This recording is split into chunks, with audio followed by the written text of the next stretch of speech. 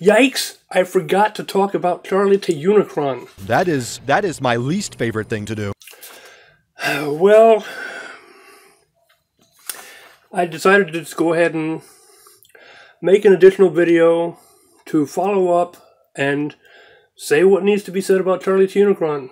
This is how history is made, my friend. This could be your defining moment, the one thing you will always be remembered for. I like where this is headed, Bino. And I do not. Okay. Okay, but to go back, Carl.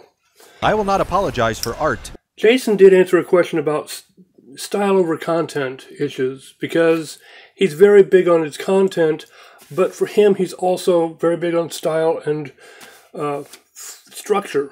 A lot of people don't really think about that, but it's a very important thing to his storytelling. And he answered a question recently about style and content when the asker was asking about something about how do you figure out your content after deciding on your style. And he said, a good way to branch out is to really think about what makes a style, or a genre, a genre. That way the actual writing becomes less of a puzzle. For example, Llamas with Hats is often referred to as weird or random, but when you deconstruct it, you'll find that the bones of it are pretty mundane. It's a vaudeville double act. The use of llamas adds an absurd quality to the visuals, but the actual dialogue is a simple back and forth between two mismatched individuals. There were dozens or hundreds of similar performances on vaudeville in the 1900s. When writing Llamas with Hats, I wasn't trying to tap into the bizarre so much as I was trying to just emulate a specific kind of comedic exchange. The bizarre just sort of filled in around that. So for him, the style and structure is at the core of what he does, but then the content just kind of fills in around that structure.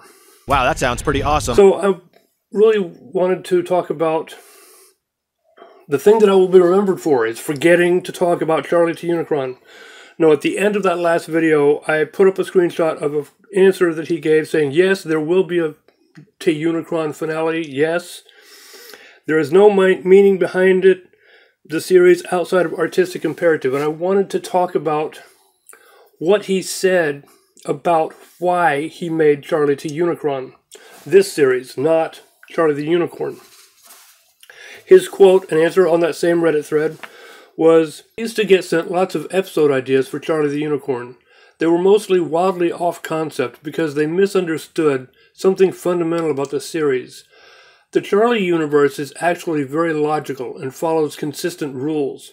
All of the random things that happen are happening because of very powerful beings who have purpose behind their actions. The episode ideas people would send me saw the series itself as random, where things would happen for no reason. Charlie teh Unicron is a reimagining of Charlie the Unicorn as a series where that misconception is actually true, where the universe itself is not bound by rules or logic. And this is what Charlie teh Unicron was all about. That people would send him ideas for Charlie the Unicorn, and he would look at these ideas and say, no, that's not what the series is about. Even though he wasn't ready to tell his audience what it was really all about, he could tell these were not going to work. But he started compiling them and said, whoa, this is some good stuff.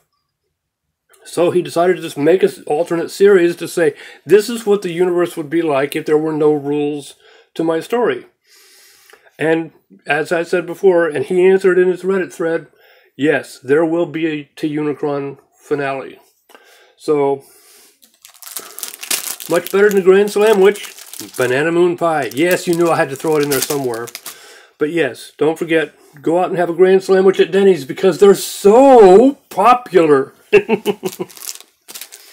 Yes, banana moon pie, see? Okay, enough of that.